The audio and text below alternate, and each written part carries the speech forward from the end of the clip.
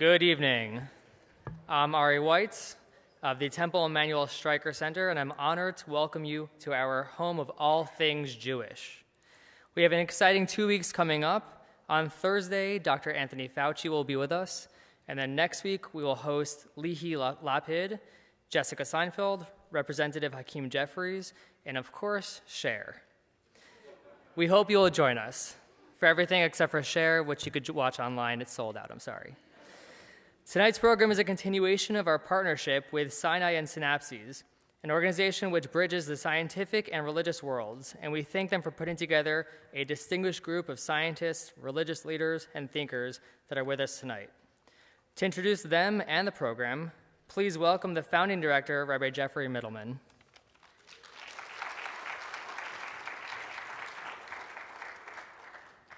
Thank you, Ari, and thank you to the Streicker Center for partnering and hosting this conversation on Judaism and science.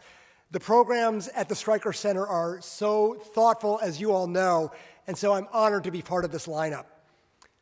For those of you who don't know me, my name is Rabbi Jeff Middleman. I am the founding director of Sinai and Synapses, an organization that bridges the religious and scientific worlds and is incubated at CLAL, the National Jewish Center for Learning and Leadership. Sinai and Synapses brings together scientists and clergy and bloggers and podcasters and thinkers to explore some of the biggest questions we face in our world. So often in our society, there's a perception that there is a binary distinction in conversations. One side is viewed as scientific and educated and liberal, and the other side is viewed as religious and uneducated and conservative. And if you buy anything from one of those columns, you've got to buy everything in that column. And all the more so if you demonize the other side. The public discourse has gone from, I disagree, but tell me more about your thoughts, to I'm right, to I'm right, you're wrong, to I'm right, you're stupid, to now I'm right, you're evil. Yet, as we saw just last week, simple yes, no, us, them, right, wrong stories, while comforting, are rarely accurate and are usually completely counterproductive. We are all grappling with who we are, where we came from, where we're going, how we're going to get there, and who will be on the journey with us. So when we look at questions like the rise of artificial intelligence, or advances in genetic engineering, or discoveries of new diseases and new cures, or psychological insights into our thoughts and our actions, we recognize that both science and religion may have something to say to each other. The challenge and the opportunity will be to listen to the knowledge and the wisdom from both current data and ancient wisdom, to those who interpret it, and to all of us who act on it. This evening is a culmination of a project entitled Scientists in Synagogues, a project that's funded predominantly by the John Templeton Foundation. And the goal of this project is to help break down these misconceptions of religion being one simple thing and science being another simple thing, and that they are inherently at odds.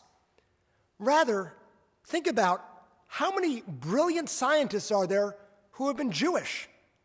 Did their Jewish upbringing influence their choice of career? How does the science of self-control or astrophysics or life and death influence our Jewish texts and Jewish traditions, both historically and today? Since 2016, Sinai and Synapses has funded over 60 communities across North America, Israel, to explore the deepest human questions, utilizing members of their communities and guest speakers to explore the ways in which Judaism and science interact. In your booklet here are just a small selection of the over 200 talks and videos and conversations between rabbis and scientists on different forms of truth, to the way in which astronomy changed the Jewish calendar, to how AI is changing what it means to be human. I'd invite you to take this booklet home, let us know what you thought. There's an evaluation in the back. and to also discover new ways to think about the relationship between Judaism and science. As we often say, the challenge in the Jewish community isn't getting people excited about science, it's getting them excited about Judaism. And so, in a moment, we're going to be hearing from our incredible panel, the people I know you are most excited to hear from. To frame this conversation, though, and to help all of us think about the relationship of Judaism and science in a new way, I'm thrilled to share this short video that encapsulates the work of Sinai and Synapses, its project scientists and synagogues, and how, in a society filled with binary thinking of good versus evil, of right versus wrong, we can have a more productive conversation.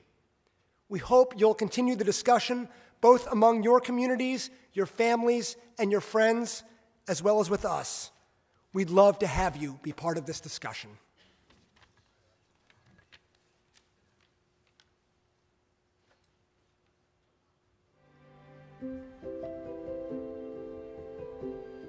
There are so many massive questions that we're grappling with.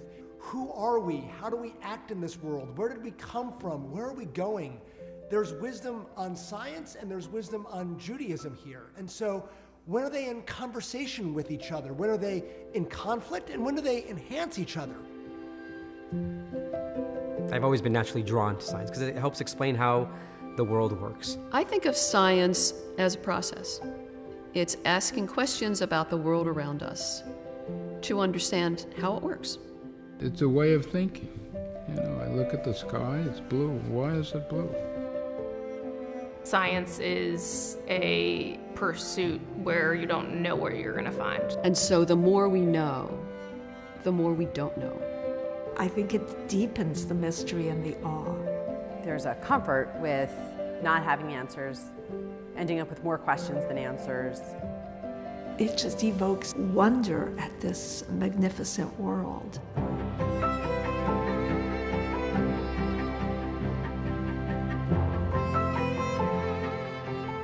Religion and science are asking similar questions. How are we here? What is the meaning? What is the world about? Judaism really inspires me to see the world as a place where God exists, awe exists, majesty exists. And so it almost feels like religion and science are in conversation. Some of the values concepts, some of the big picture concepts, what are the core principles?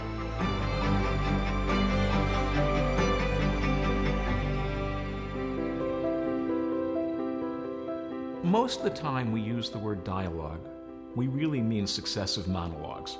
I'll say my piece, you'll say your piece, and we'll part ways, no one having changed anything. Conversation does not require agreement. Conversation requires listening, and conversation requires respect. And if we can approach a situation with a sense of awe and wonder, it makes it far less threatening, right? Because I'm curious to know more. I'm not threatened by learning something new. We actually don't think it'll be fully successful unless we walk away saying, wow, I never thought of it that way before. I'm still me, but the world has opened up to me in ways I didn't anticipate. And if you can bridge what feels like a gap, even by just increasing understanding of the other perspective, you don't need the other person to say, oh my God, I've been wrong all along and now you're right. There's wisdom from a variety of different sources. These are all different ways of approaching these kinds of questions. We're really complicated beings. And so to think that any one field, any one discipline has the answer for everything, I don't know, feels a little cocky to me, right? Rather, just as we bring biblical criticism, just as we bring archaeology, just as we bring literature, just as we bring sort of every intellectual discipline at our disposal to bear in looking at what our tradition has to say, science should be one of those as well. We need each other. We need other people. We need to be able to understand who we are and where we're coming from and how we act. Science and religion are using different language or using different interpretive schemes, but we still need both of them to live a meaningful life or a human life. Fully human. They're both fully human. That's a better way to say it. Thank you. Yeah. Yeah.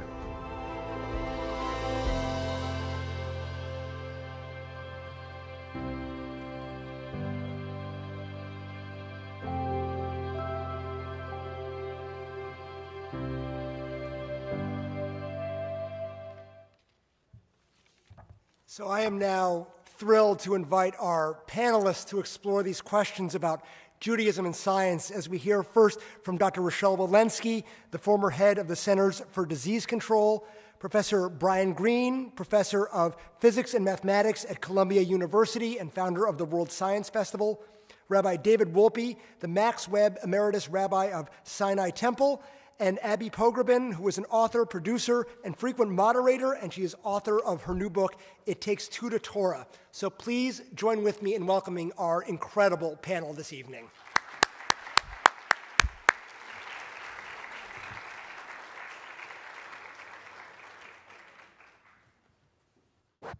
Hello, everybody, and hello, everybody on live stream. We feel your presence. I want to just start with your Jewish bios. I think it's important that everyone kind of have just a little bit of a sense of your trajectory. So let's just imagine it's kind of speed dating, kind of just a minute or two. Rabbi Wolpe? I grew up Jewish. How's that going? My mother was Jewish. My father was Jewish. My father actually was a conservative rabbi in Philadelphia, and that's where I grew up, yes, and was a truly wonderful man. And a wonderful rabbi, and I went to day school, I went to Jewish summer camp, I went to the University of Pennsylvania, which used to be a Jewish institution, before it became the exact opposite of, so that's my Jewish trajectory. Great. Michelle? I too grew up Jewish, and was a little closer. Oh, sorry. Was raised Jewish in D.C. and went to WashU in St. Louis, and then joined Temple Emanu-El in Boston or Newton, Massachusetts. And I will say, when I received a phone call to potentially be the director of the CDC, I called my husband and I called my rabbi. Geez, I fear that after my Jewish bio, you may ask me to leave. I was 2 months shy of my 13th birthday when my mother and father approached me and said, you need to have a bar mitzvah. And so I met with the rabbi at Mount Nebo, 79th Street between Columbus and Amsterdam. It's no longer there. It's now a luxury high-rise building. And so he made a tape of what I was meant to do during the ceremony, and I memorized the tape, and I did the ceremony, and that's the end of my Jewish bio. So thank you very much. So we're talking about religion and science, very small subjects here, and they have very graciously allowed me to use their first names. I am not being disrespectful, I hope. That you might change your mind on that halfway through. Brian, I want to start with you, something I think that's fairly uplifting, actually, which is the general trend of the universe towards death and disorder. What is known as entropy, which when I was preparing for this, I heard you talk a lot about. So can you just give us a sense, can you make that concrete on a serious note, as terrifying as it might be for us to hear it? How is entropy playing out in our lives, and how might it alter the way we prioritize things? So entropy is a word I think many people are familiar with in one form or another. It basically means disorder. There's a mathematical version of it that I'll give in the footnotes to today's discussion. It goes on for a few hours, but it's the amount of disorder in a physical system is the entropy of the system. And we learned back in the late 1800s and on through today, there's a law called the second law of thermodynamics. Again, I think people have probably heard the phrase. And it's a law that basically says that the amount of disorder in the universe has to increase over time.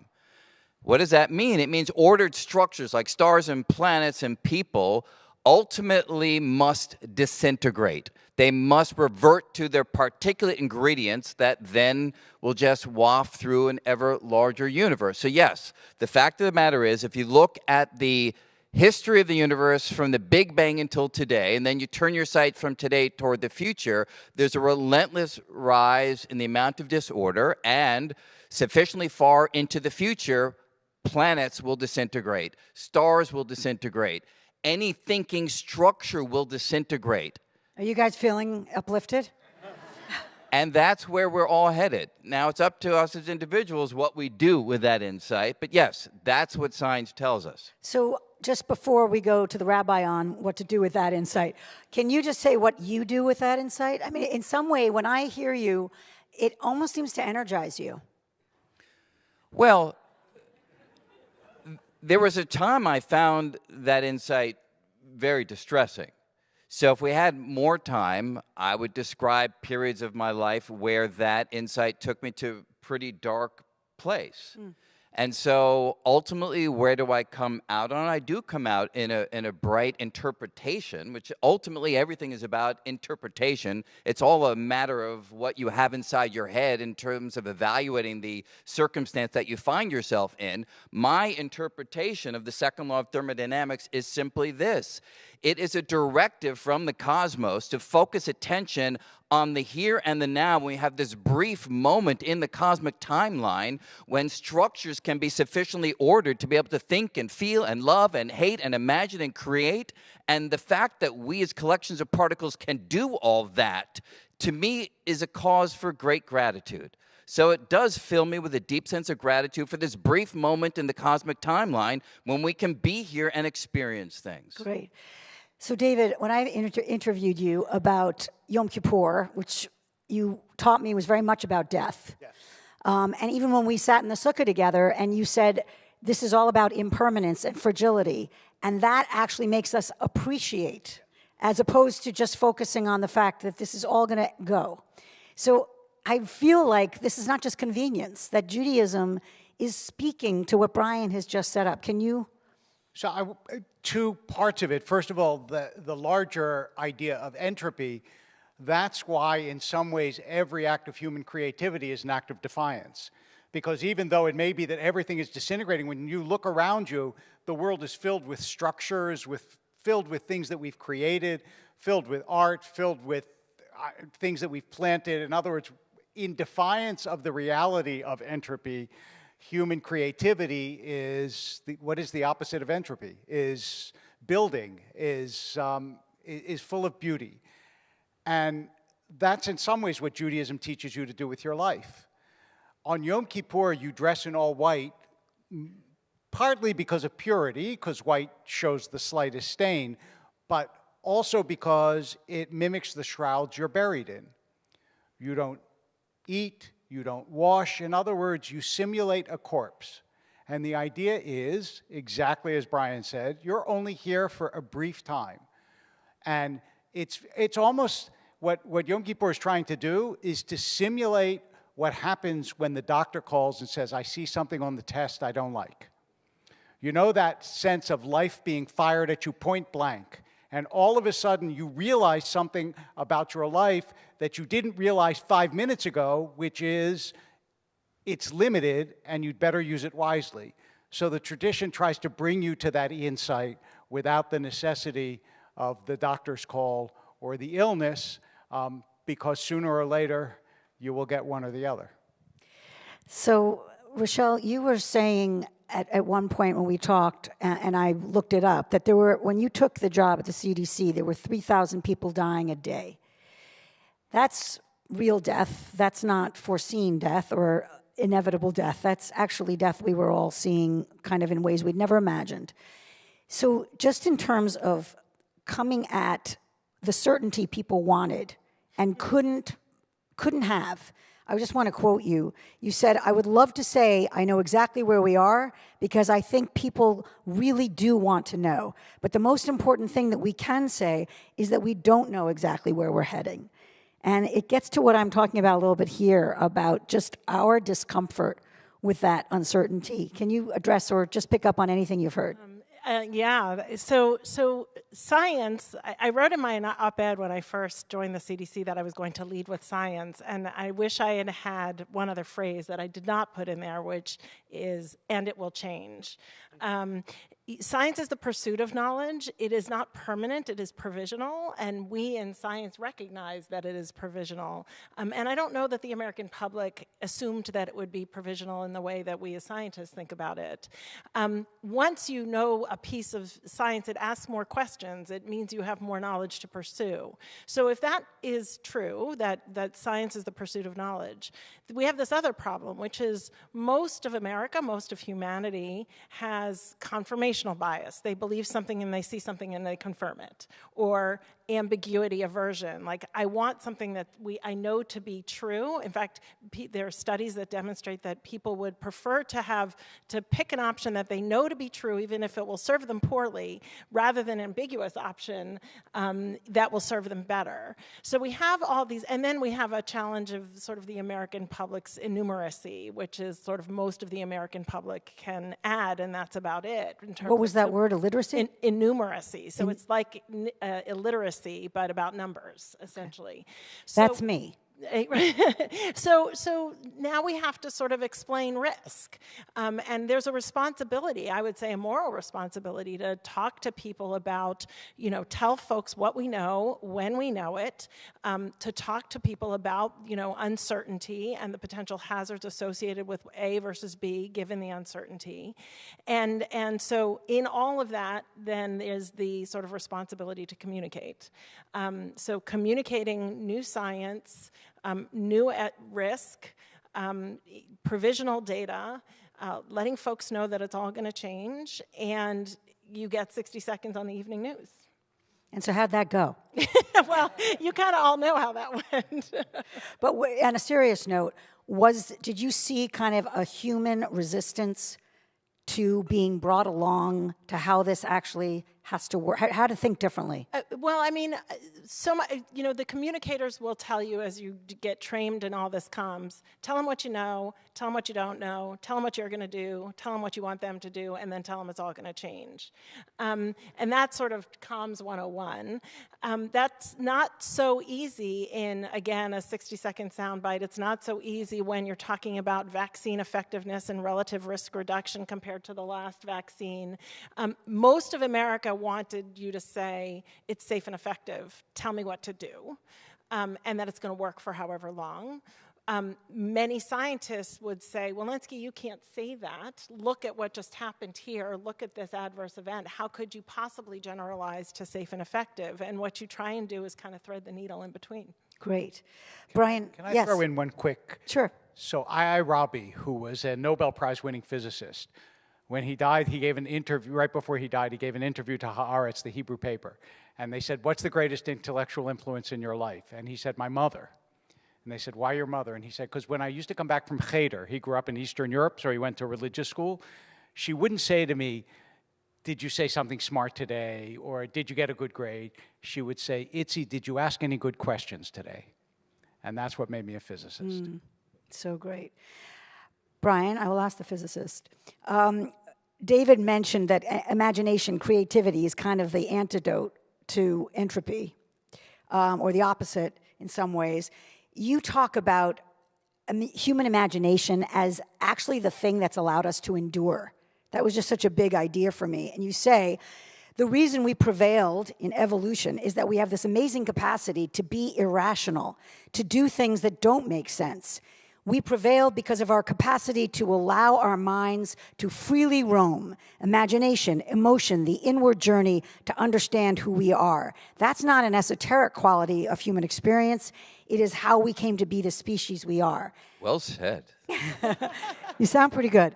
I just thought that was for a scientist, that felt very religious to me. Well, I think there are similarities, right? I think many people, when they think about science, they think back to having to solve this problem of balancing a chemical reaction in high school chemistry, or figuring out the trajectory of a baseball in high school physics. And sure, I mean, that's part of the training. If you're going to be a scientist, you're going to learn the basics of how we figured out the workings of the world. But if you're actually pushing the frontiers of understanding, that's not really what you're doing. What you're doing there is you're allowing yourself to have a flexibility and a freedom to roam all manner of possibility, to try to come up with a new idea that will push understanding further. And so that is a deeply creative process. It is an artistic process, at least as practiced by those who are the greats. I mean, when you look at Albert Einstein and recognize that the world was one way before Einstein was on the scene, And the world, at least the understanding of the world, was a completely transformed way after he made his contributions.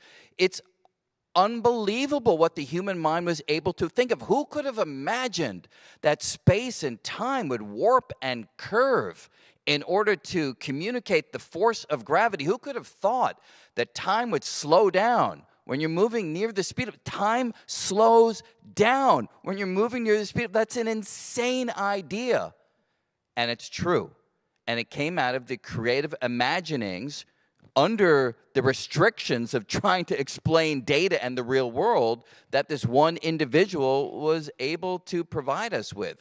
So that's a deeply creative, artistic process. And yes, it is a kind of antidote to entropy because it allows us to build up a world not only of material structures but of rich ideas that allow us to deeply peer into the workings of the world. And that's where the gratitude that I made reference to before comes from. The fact that these little creatures walking around on this nondescript planet, orbiting this average star in the outskirts of a completely average galaxy, which is one of hundreds of billions of galaxies in the observable universe, that we've been able to rise up and understand things. That's amazing. David, do you have any thoughts about that? Yes, my thought about that is it's no coincidence. That the best explanation that I know for why it is that our minds, which are presumably just jerry-rigged by evolution, and so should only be able to understand how to survive, actually understand the laws of the universe, and that mathematics is actually true, and that the universe works that way, is because the universe did not come about by accident. And so for me, at least, that's a religious as well as a beautiful scientific statement. And you've also talked, what Brian has mentioned, gratitude. It seems like so much of Judaism is oriented towards look at what you have. Don't necessarily look at the deficit. If the world is broken, we have a role to play. But in terms of just this idea of waking up and saying, Modeh Ani, I get another day, that idea of blessing, small, quotidian moments, being grateful for that. Can you? The fundamental religious emotion is gratitude. And that's why when Abby said Modeh Ani, that means I thank you. That's what you're supposed to say as your first comment every single morning, is the first words out of your mouth, because this incredible privilege that we get for being alive and moving around in this world ought to be enough already to motivate us to gratitude that we have it, even though, as the Hasidic, the Baal Shem Tov, the founder of Hasidism, said, you know, a penny covering your eye can block the sun. It's very easy for gratitude to be destroyed by minor annoyances and difficulties, but if you take a larger view, in fact, right now, I don't know almost any of you well, and yet I know that you are among the 99.9% luckiest human beings who have ever lived. So do you wake up grateful for that? Good. So, Rochelle, and I want to say you're going to get cards for questions, and they're going to come to me, and I really look forward to them, so I hope you'll think about that. Rochelle, just in terms of imagination has been talked about, gratitude.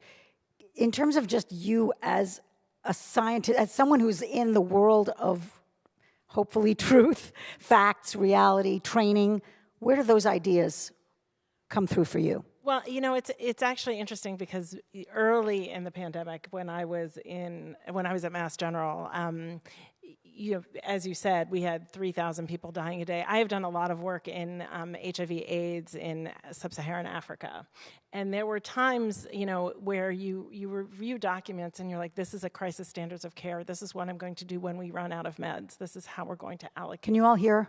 Can you hear me? A little closer, Rochelle, sorry. This is what we will do when we run out of medicines. This is how we will handle it when there is not enough for everyone.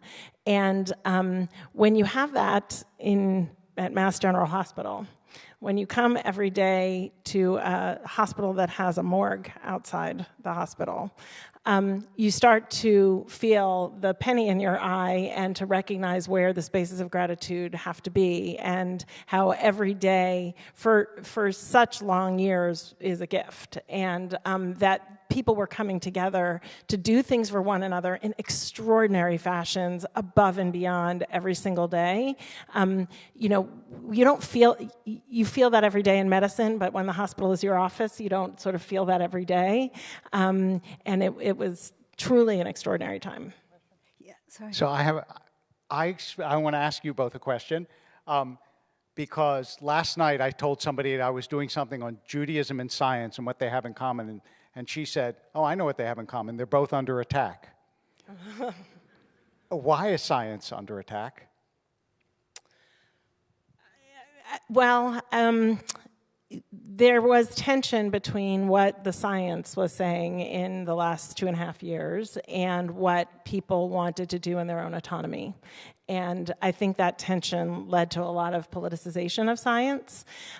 I will say that as people talk about sort of lack of trust in science and lack of belief in science, what I really like to get to is, you know, for those of you who drank water this morning, that's your belief in public health. For those of you who rode the train today, that's your belief in the systems in public health working. For those of you, only 37%, but for those of you who got your flu vaccine this year, that is your belief in health. And so we still have an incredible amount of belief in science and belief in health, and I think trust is eroding in a lot of places, and I think it's actually our collective responsibility to raise it up. Yeah, I think the quick addition to that, of which I agree with all of it, is simply that I suspect strongly that any of the individuals that you imagine distrusting science or attacking science, I'm quite certain that almost none of them have looked at science, closely evaluated the hypotheses and the methodology, and come to the conclusion that they don't trust the way it goes about drawing those conclusions. Rather, it's a general sense of dissatisfaction with how they have fared in the world, which gives a general sense of distrust for anybody in control, anybody with a sense of expertise, anybody's sense of power. And so, yes, I think that ultimately is where the attack or the distrust comes from. It's not because somehow they've found some rickety foundation that nobody previously had recognized. But going back to one remark, David, that you made, so you view our capacity to understand the world, say in mathematical terms or the laws of physics, as indicative of there being something about the way the universe came into being. And that's certainly a place where I think we differ, and an interesting and fruitful way in which we differ, because I view us as a collection of pattern-seeking gadgets that throughout our evolutionary history have survived because of our capacity to identify patterns. And when you can identify a pattern, you have a leg up in the battle for survival. You have a little better understanding of what might happen if you throw that rock, or if you jump over that ravine, or what might happen tomorrow. And so evolution instilled in us this power to identify patterns, and we've been able to go overboard. We've been able to push that capacity well beyond the patterns that are necessary for survival. And among those patterns are the laws of physics and the mathematical equations. And so I see all of this insight as the natural outgrowth of the evolutionary process without needing to invoke anything that perhaps would be required in the way I think you're imagining things for us to have that capacity. So sorry, just say that last part again. What you do resist is that there's religion in that story, or when you just finished that sentence, you said, but where you differ. Yeah, I was just making reference to what David mentioned, that our capacity to understand the world gives him a sense that the universe isn't accidental. Okay. And I presume what you mean by that is it came into being in a manner that would necessarily have led to living systems that can do the things that we do. Right. I actually, there were two parts of that statement, both of which you would disagree with equal vehemence, but the other part was the part that also the fact that the universe works according to those formula, and the fact that we can perceive it. And actually on this stage I've had these debates, and I know we don't want to turn this into a a religion versus science debate. But I think that actually is part of the crux of it, is whether, and when you say that it needs that, I don't know if it needs that. That's an interesting question. But I would say that part of religion is that one feels one's deepest intuition is that this world is greater, not just that the world is not a puzzle, but a mystery.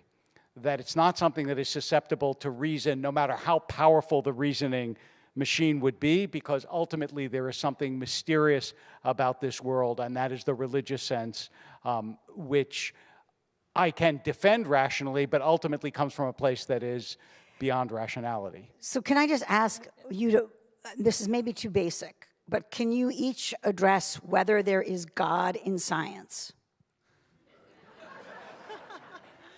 I'm going to say yes. Well, I was actually going to take it from a different angle and not the quantitative side, but the biological side, which is when you are sort of doing drug discovery, cellular biology, there's a lot of like, oh, this is the how of how this works. This is how cells divide. This is how cancer develops. This is how transmission occurs. And so I sort of think of the sciences to the how, and the religion is to the why. Why did God create it this way? Why do cells divide this way? And by asking the why, then maybe there's more. So then how does that happen?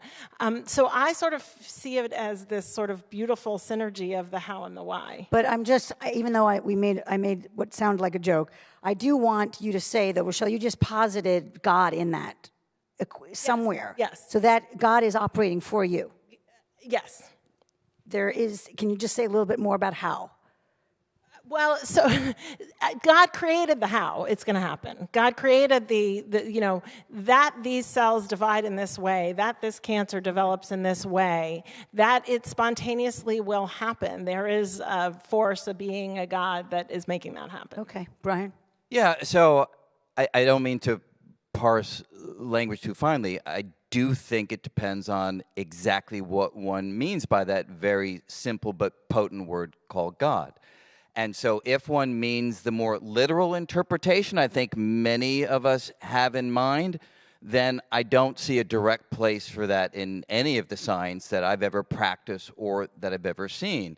But if one goes a little bit metaphorical in the interpretation and views God as the remaining mysteries or as the wonder that it all just seems to fit together, the elegance of the mathematical description, the capacity of a few symbols on a blackboard to make predictions about temperature variations in the microwave background radiation that was released 380,000 years after the Big Bang. And then we build these space telescopes and we measure the temperature in space, and it agrees with the awe and wonder that comes from that insight. Sure, I feel that I'm resonant with the kinds of feelings that I believe you make reference to when you invoke these words, but I don't see any need to go beyond a physicalist, reductionist perspective in order to understand the physical world. And I go even a little further, and this is not something that my colleagues by any means all agree with. I don't think that the laws of physics or the mathematical equations work in the sense that they're out there governing how the universe moves from moment to moment through time. I see it as a completely human construct. We evolved on this planet, we rose up, tried to figure things out, and we invented a language called mathematics that does a really good job of encapsulating patterns, and we developed those mathematical equations to a point where they can describe things like the expansion of space, or how stars form, or even what happened just after the Big Bang. And that's a remarkable achievement, but we are imposing that on the external world. Can I ask you about that? It's coming from us completely. So you don't believe that 2 + 2 = 4 is an immutable truth anywhere in the universe for any kind of intelligence? Let me say it's slightly different from that, because it all depends if you're going to have the axioms of arithmetic. So I don't want to get into a sort of math lecture here, but I think the larger question you're asking is, are the mathematical truths, are they sort of universal and out there? My answer to that is no. In the far future, when there are no thinking creatures left, there will not be a Pythagorean theorem, because there'll be no brain within which the a squared plus b squared plus c squared is resonating. And so is it the case that if we encounter aliens that they may have the same Pythagorean theorem and the 2 + 2 = 4 and they haven't solved, or perhaps they have the Riemann hypothesis? Yes, we may have stumbled upon the same kind of math because we're in the same universe and trying to deal with the same challenges of survival. So there may be similarities. But once thinking creatures are no longer thinking these mathematical thoughts, I don't consider them to exist. Okay, so David, before you ask I was more just going to say questions. the one difference will be I think there will always be a thinking creature, although I wouldn't call God a thinking creature. Hang on one second. Yeah. I'm sorry, I don't mean to monopolize it. There's going to be an intelligence forever and ever in the universe. Well, here's the We're thing. getting entropy here. We I want to bring it back. We only know of intelligent creatures on this planet. No doubt, I think it's likely but let me just go a little bit further. Right. So when you take this second law of thermodynamics that we started out with tonight, and you press it to its logical conclusion, you find that in about 10 to the 50 years, any thinking creature, regardless of how it's composed, whether it looks like us or it's a computer or it's electrons in a dark cloud in space sending electric signals back and forth, regardless of how it's constructed, when it has one more thought, the heat generated by that thought, that's the disorder that comes with any physical process. The universe will not be able to absorb that heat. And so one more thought and that thinking creature will burn up in the entropic waste created by thought itself. So after about 10 to the 50 years, there are no thinking creatures left. I don't think, one sec, I don't think you understood what I was saying. No, I think I do. Well, I wasn't talking about I'm a within physical physics. creature or a physical thought. I was talking about God, who is Yes, I understand non-physical and has thoughts that don't generate heat and lo hayav, lo nivra. God never was and never will be in the sense that we mean. Okay, thank you. We're now in full agreement. We're now in full agreement. I'm so glad. We're just total harmony. I can feel it. I want to just ask you, though, even though I'm not asking you to debate, as I have watched you do brilliantly when Chris Hitchens was alive and Sam Harris is still alive, just to bring us to the language around religion and God with these kinds of questions. So because what I know I you really actually wanted to say, yeah. before I got derailed by my own, I grew up with 3 brothers, and all we did around the dinner table was argue, and sometimes I fall back into that mode, to my mother's dismay, is that what you hear about wonder is the great creator of all human devotion, art, religion, science. That's what I meant by that Robbie saying, did you ask any good questions? And whoever is right here, for me there is something deeply religious, I'll use that term, about this unending quest to try to find more, understand more, be more, do more, all of it, which goes back to the entropy question. It is our great protest against the inevitability of oblivion. And that, to me, is a fundamentally religious impulse in human beings. I'll just leave you with William James, who said the great use of life is to spend it on something that outlasts it. And our desire to do that is what makes us religious beings. Great. Can I Sure. just chime in and say, so I'm married to a pediatric oncologist, and in his training, in his training there was I vividly remember he came home one day and one of his attendings said, "Who here believes in miracles?" And nobody raised their hand. And he said, "You've got to believe in miracles if you're going to do this work." And it is the case that every one of us clinicians, he will tell you this, and I'm an AIDS doctor by training. Every one of us has said that person has no business being alive, and is because of a miracle of medicine, a miracle of God, a miracle. And so there is this place that is non-quantitative, non-entropic, that at least we in medicine witness all the time, not every day, but all the time, that sort of allows me to both understand that sometimes it's science at work, and sometimes you can't explain even the science. Rochelle, we talked when we were preparing about how if the pandemic taught us anything, It's how connected or interconnected we are to each other. And that's not some Hallmark card. We could kill each other. We could, in many ways, protect each other. Can you just address kind of what it was like to see that up close? And in a way, that was and it had never been brought home to us, I think, as starkly as that pandemic. Yeah, I mean, for those who had never heard of the field of infectious diseases before 2020, we in infectious diseases have always known how interconnected we are. I always like to remind people that the pandemic came to our shores by people who fly on airplanes and ride on cruise ships, and it very quickly went to our most vulnerable populations almost immediately. And so this happens in infectious disease all the time. If you look at people who have HIV or AIDS, tuberculosis, malaria, it comes to our most vulnerable patients or societies. We saw in the pandemic how transmission of infectious diseases, we rely on each other and we're all interconnected. So, we can talk about whether one wears a mask. And that mask will protect said person, but it will also protect the rest of society. We can talk about whether one gets vaccinated, and that vaccine might protect said person and the rest of society. But then you go to things like, well, what about our most vulnerable populations? What about our elderly? What about our immunocompromised? And we have a huge, vast number of immunocompromised people walking around because of modern medicine, because we give chemotherapy and transplants and biologics.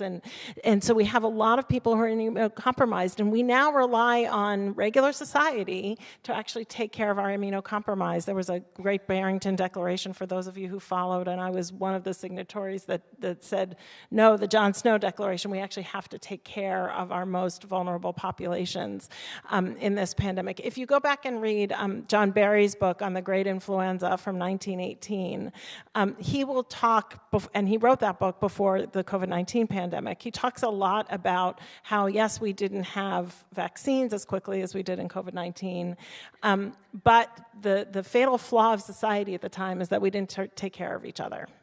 And we saw it once again. Thank you. David, before I go to Brian with sort of a turn, I want you to talk about B'Tselem Elohim, the idea that we are all made in the image of God, which sometimes is kind of tossed off without us really being forced to focus on what that means in terms of how we treat each other, and just a little bit coming off of what Rochelle was saying about how interconnected we are.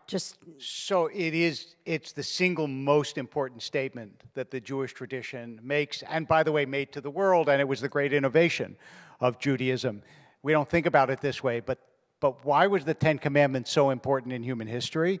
Because if you look back if you remember your Homer, or you look back at any ancient pagan society, the way human beings did well was by treating the gods well. And what the Ten Commandments say is God cares about how you treat each other.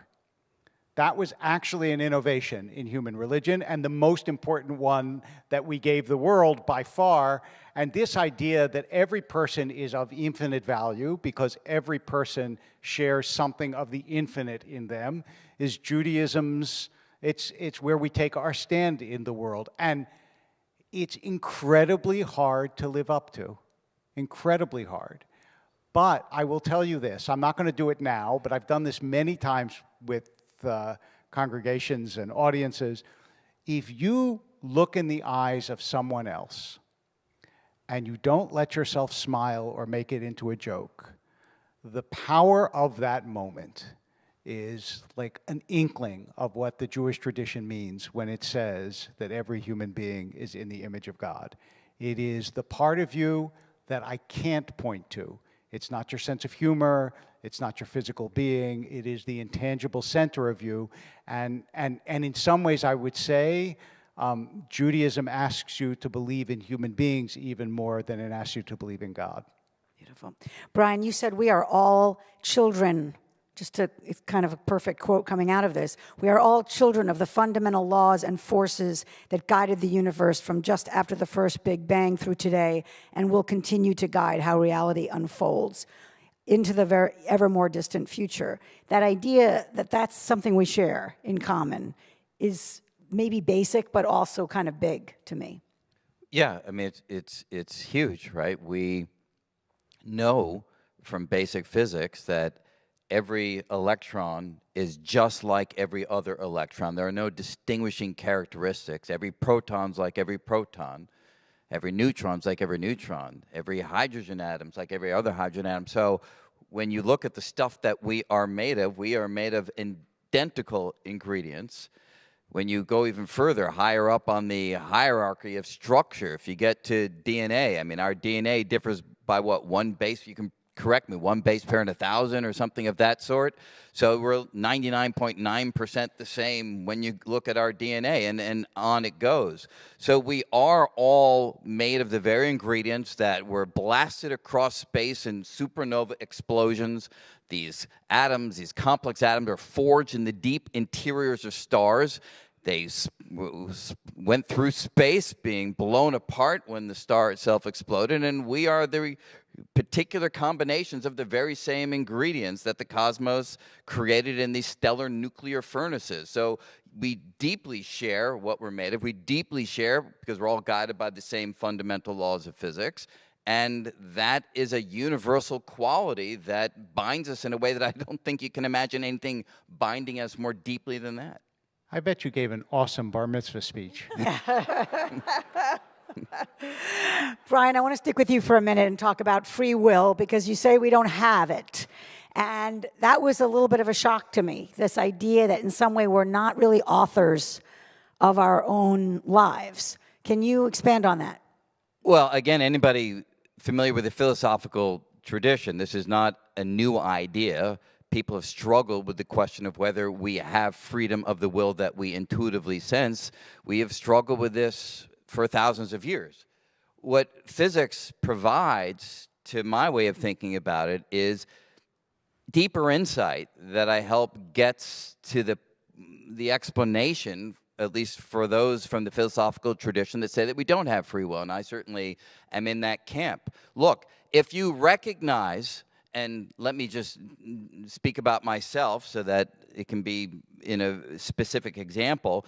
When I recognize that I am made up of physical ingredients that are fully governed by the laws of physics, I recognize that I don't have any ability to intercede in the lawful progression of how those ingredients move. Why is that important? Because every decision I make, every thought I have, every action I take is nothing but the motion of particles that make up my body and brain. And my particles, I assure you, are not being governed by the laws of physics until they say, hang on, wait for Brian to make a decision. Okay, he made it, go left, right? It doesn't work that way. The laws of physics are always in control. I have no capacity to intercede in the lawful progression of the ingredients that make up my body and my brain. So that's the sense in which this intuitive sense that I decided to pick up this mug was not actually intrinsically decided by me. This is an outcome of the laws of physics over which I simply do not have any control, and none of us do.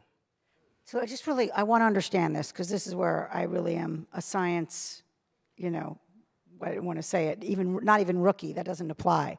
I'm uncomfortable with the idea that if I'm picking between a banana and an orange, that I am not making that decision. I understand that picking that up is physics and choosing it. But can you explain how my impulse towards one fruit or other is not mine? Yeah, so that impulse is nothing but electrical signals that are coursing through your brain.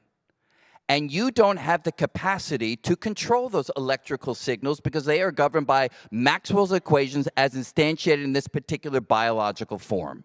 You don't have the power that you think that you do. And so what you're really doing is you're telling yourself a narrative. We are really great storytellers. And among the stories that we are able to narrate is the story of our own thought process. And so you have in your mind, banana, orange, I had banana for breakfast. So you tell yourself some story that seems to justify the action that you undertook, but that is an after-the-fact explanation for processes over which you simply don't have any control. Now, the reason why people typically find this distressing is because it seems to say we don't have any responsibility if you don't have any control. And that is completely wrong, because you are responsible for anything for which you are part of the causal chain of events that lead to that end. And so, am I responsible for picking up this cup? Of course I am. Did I freely choose it? No. But am I responsible for it? Absolutely. Now, this is an innocuous act, but if I do something that society frowns on, should I be punished for it? Or can I say I didn't have any choice, I didn't have control? Of course I should be punished if the perspective on punishment is a consequentialist approach, which is we punish someone in order to shape their future behaviors based upon their past experiences, not as a punitive, not as a retributive approach, but rather to shape behaviors. And even lacking free will, you can shape behaviors. If you have a Roomba, a high-end Roomba at home, I think we all agree it doesn't have free will. But after it bangs into your sofa a few times, its internal software updates. That's the robotic vacuum. And it doesn't hit it. And so even a system that lacks free will can have its behaviors affected by the actions and behaviors which it sustains. Okay. And that's what punishment should be. That's incredible. Before we go to some questions, do either of you want to respond to the fact that we are not controlling our lives? They don't have any choice. They're not into it. No, I made this argument on a biological level for many years, that if you're born and you have no control over who you're born to, your genetics or your environment, at what point does free will all of a sudden come into your life, right? Everything is product of genetics and environment, and you don't control them, and if you don't control them at the beginning, then you continue not to control them, and the only way, I made this argument a long time ago to Sam Harris, who made the opposite argument, though now he's an anti-free will person. I said the only way you get free will is with God. It is the only way. It doesn't make sense biologically or in terms of physics unless there is an intangible part of you that is actually not entirely governed by physical forces. And I believe that that's so. And can I demonstrate it to you? No, obviously I can't. If it were entirely in my will, I could. But I can't. Nonetheless, I believe that to be so. And I think that it is responsible in a deeper sense than Brian means, or in a different sense. It's not just that you're responsible, i.e. that you are doing it, but that you are responsible, i.e. that you make a choice, which is what Judaism, almost entire structure of personality is based on. Great. Maybe I'll just say, I find it easier to, I like control in my life, and I find it easier in my life to feel like I have some. That would, I see where you're coming from, but I will also say that would not be helpful in my day-to-day existence. And so, I like to think of it as sort of the earth as the playground upon which we all get to play, and that, there's environmental things that push things in one direction, biologic things, psychological things, interpersonal communications that push decisions in one direction, but the rules that I play by are spiritual, that the moral compass are the rules that I get to play on this playground with. Wonderful. Rochelle, I'm going to start with you for the questions. Someone saying, how do you address situations where religion and science conflict, such as religious objections to vaccine mandates, and why do you think there were no Jewish objections to mandates? Actually, I think there were. I think there were plenty of Jewish objections to mandates, and all you need to look at is the most recent polio or measles outbreaks that sort of point to that. I had a very wise social worker who once taught me how to deliver an HIV diagnosis to a patient, which was you tell a patient that they have HIV, and then you don't say anything. And you are stuck there for a very long period of time usually. But the first thing that comes out of that patient's mind is usually the thing that's worrying them the most. Am I going to die? Do I have to throw out my partner? Is my baby infected? All of the things, will I lose my job? All of the things that could potentially be very scary. And if the doctor starts talking before the patient can get those out, they're probably addressing the wrong thing. I do that a lot, especially, we talked about folks who wanted the vaccine, we talked a lot about the movable middle, and then we talk a lot about those who are sort of less movable. And so much of that is not understanding the why behind it, and not actually giving ample time for people to sort of say the why. Is it because you feel like it has come from, human cell lines? Is it because you feel like you've seen people who have gotten sick? Where underlying the I don't want a vaccine is it? Where in the Jewish text does it say you shouldn't get a vaccine? Nobody's been able to point that out to me, even though there are plenty of people who have used that.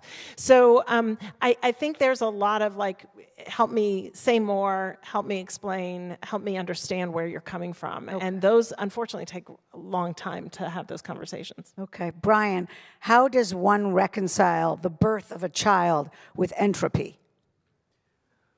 The beautiful thing about entropy is that the second law that I made reference to only says that the total amount of disorder needs to increase over time. That doesn't mean that there can't be small pockets of order that form, so long as in their formation they need to give off enough disorder to the wider environment to compensate. And so the canonical example is the birth of a star, but it applies equally well to the birth of a child. A star is an orderly structure that persists for billions of years in space. How can it form? As gravity pulls the particles together, the formation of the star releases heat and light and particles to the wider environment. And when you add up the amount of disorder from that waste, it compensates for the amount of order that it leaves in its wake. The same is true of the birth of a child, although the language would feel dissonant were I to apply it. But again, in the formation of a child, there's a great deal of disorder, waste, heat that's given off to the wider environment. And if you add that all up, it'd be greater than the increase in order that the birth of this ordered structure would yield. Great. David, has Judaism been changed by science? Dramatically and constantly. And that's true, by the way, across the board for every variety of Judaism. The vaccines, by the way, just to go back to that for 1 second, in Israel were almost universally accepted. So it's strange how that works. But, I mean, part of the reason that Judaism was changed by science is because the vast majority of Jews are highly educated and tend to be, if not scientifically literate, at least scientifically curious and willing to accept many of the conclusions of modernity. And here we are and listening to microphones and on and on and on. And so we are surrounded, our lives are saturated with science in all sorts of ways, which leads me just as a small coda to I remember many, many, many years ago, my first debate on religion and science was with Stephen Jay Gould. And I started with the following story that I will offer, not because it proves anything, but just because I remember it. So it's the end of time, and scientists have figured everything out. And they look up at the heavens and they say, God, you were good in your day, but basically we don't need you anymore. God said, well, you can do everything I did? And they said, we can do everything you did. And God said, you can make a human being from dust? And they said, yes, we can make a human being from dust. And God said, let me see. So the scientist reaches down, takes a scoop of earth, and God says, you get your own dust. It's the best I got. We are going to hear from Rabbi Brad Hirschfeld to take us home. I just want to thank all three of you for an incredible conversation, all of you as well. Thank you so much. Come on up, Brad.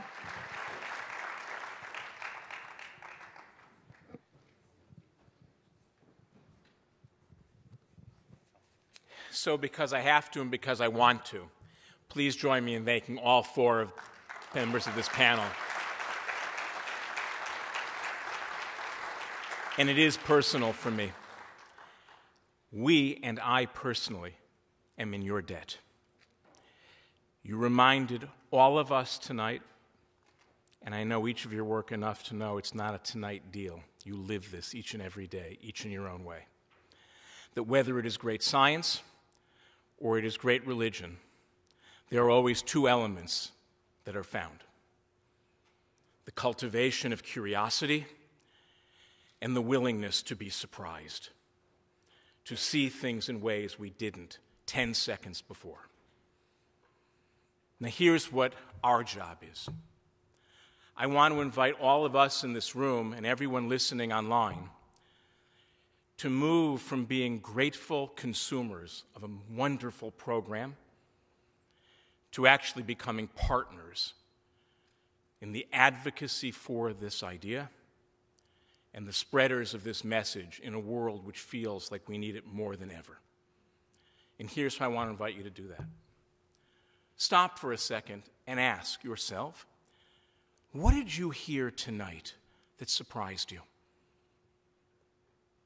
What did you hear from this stage tonight that you went, wow, I never thought of it that way before?